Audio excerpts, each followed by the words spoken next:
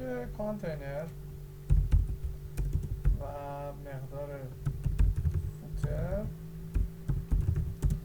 و سکشن مقدار انتی چایلد دوم شما بیا و بوردر که نباید داشته باشی. من نمیدونم چرا بوردر داشتی. برای من در واقع جالب هستش چون بوردر داره یعنی پایینی.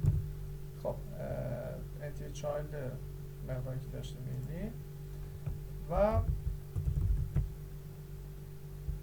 بوردرش رو نمیخواد. حالا بیایم اینجا این سکشن دومه، این سکشن اول بود، این سکشن دوم ویتسش بیاد بشه اونم 80% و هیت که نمیخواد. یه پدینگ مثلا 10 پیکسل و یه باکس سایزینگ و بوردر باکس و یه بگیم کالره. حالا یه مثل ببینیم چه خبره. خب شون اوکی فعلا. مارجین مقدار 0 اینجا بیاد قرار بگیره زیر این. دقیقا این رو میبینید به خاطر این هستش که این سکشن اول رو فرزند اول انتی چایلد تو میخواد در نظر بگیره، داره از این ارث میبره. خب که اومده برای زیرش چیز قرار داده، درستش میدم اومده بوردر قرار داده. من میام اینجا این رو قرارش میدم به این شکل و این رو میام کپی میکنم.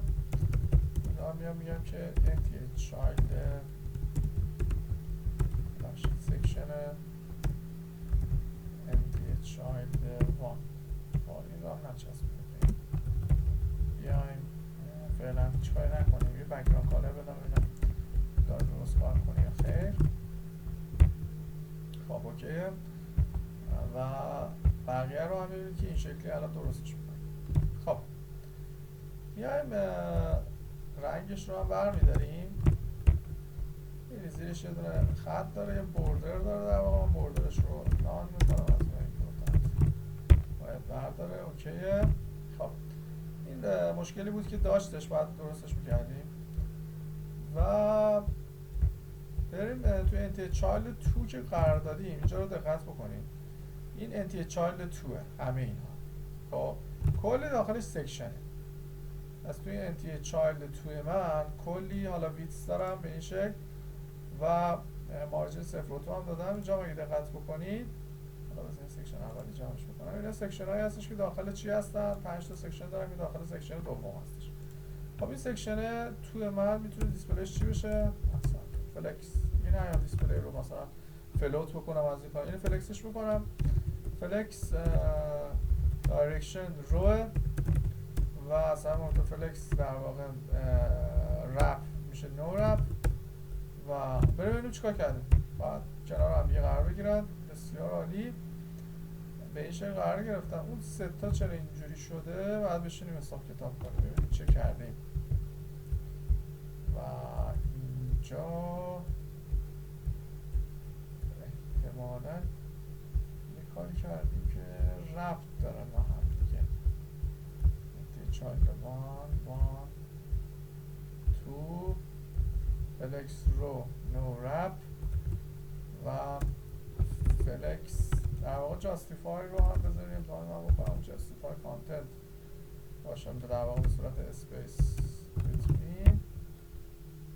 خب این دوتاش اوکی ولی اون سه تا چرا به این شکل؟ یعنی سه تا به این شکل هستن دقیقا هم شبیه هم هیچ فهمی ندارم.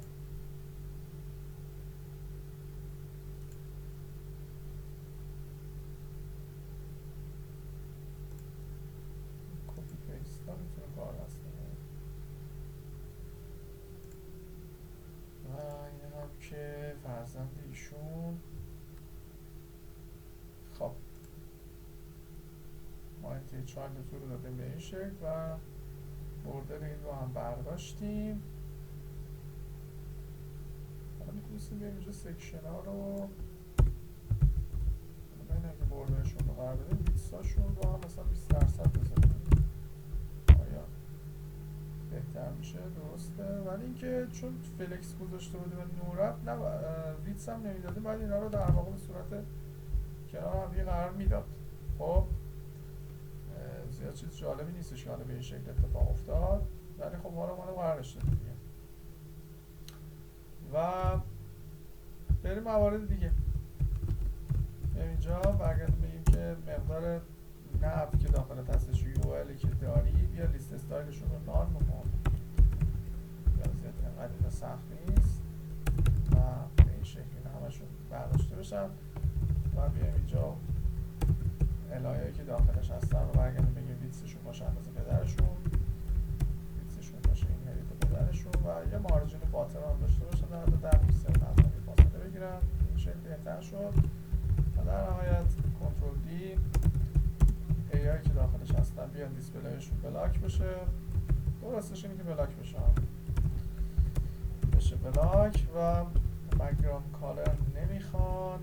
کالراشون شاید همه چیزی که اینجا بود بلک بود، اینا هم بلک بشن. فونت سایزاشون بشه آتشون باشه 14 پیکسل، فونت فامیلیشون بشه کومیک به این شکل و تکست دکوریشنشون هم بشه نان. ما نان رو قرار میدیم و به این شکل که دارید میبینید. خب تقریبا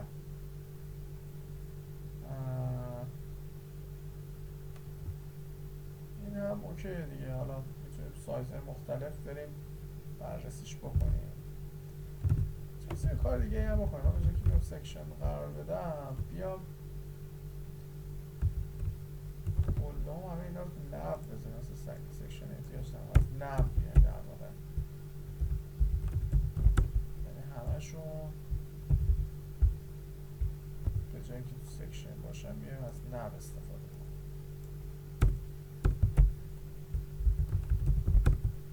نه یعنی یه تگ اضافه رو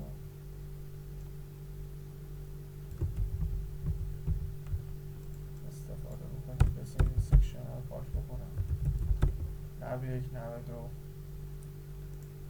نب 3 در واقع اینجا سکشن بعدی، این سکشن بعدی، سکشن 4 و همیشه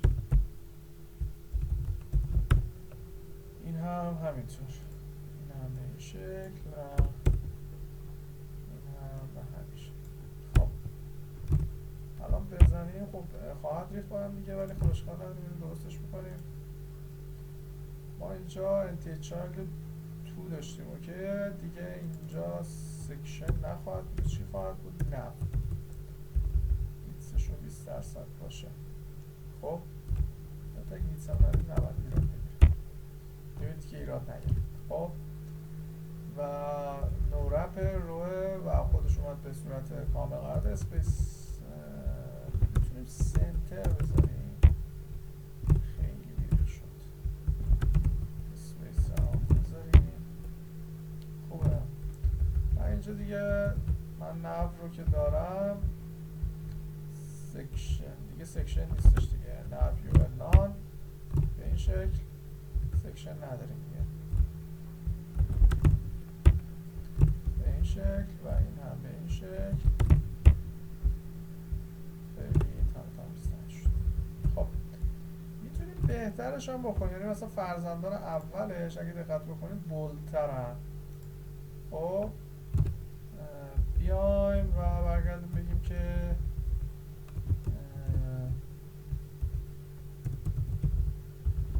ایایی که انتی چایلد دارید در واقع فرزندان اول هستید بیایید و فرست چایلد هم میذاشتیم من نیاز نیست. اونایی که فرست چایلد هستید تو تگ ای بیایید مثلا فونت ویتتون بشه بولد. این هم به این شکل خیلی زیبا. گفتم که فرزندان اول الای فرست چایلد هاش گفتم که اونها بیان بولد بشن ولی همه رو اومد داد. بریم چه کردیم. خب من دارم میگم همه الآیا ببخشید برای جای انتی چایلد نمیذاشتم چیز این هم من فرست چایلدش گذاشتم. دارم میگم که اصلا نیاز نمونه فرست چایلد بزنیم. سوتیم هم چیکار کردم؟ نگاه کنید بعد شما برگردید بگید که فرزندان اول UL بیا تگ ایشون در واقع چی بشن؟ بولد بشن که به همین سبک اومده و پیاده شد. حواسم نبود یا آخر شب دیگه چشم قشنگ اشتباه داره چی. خب به این شکل اومدیم اینا رو هم پیاده کردیم.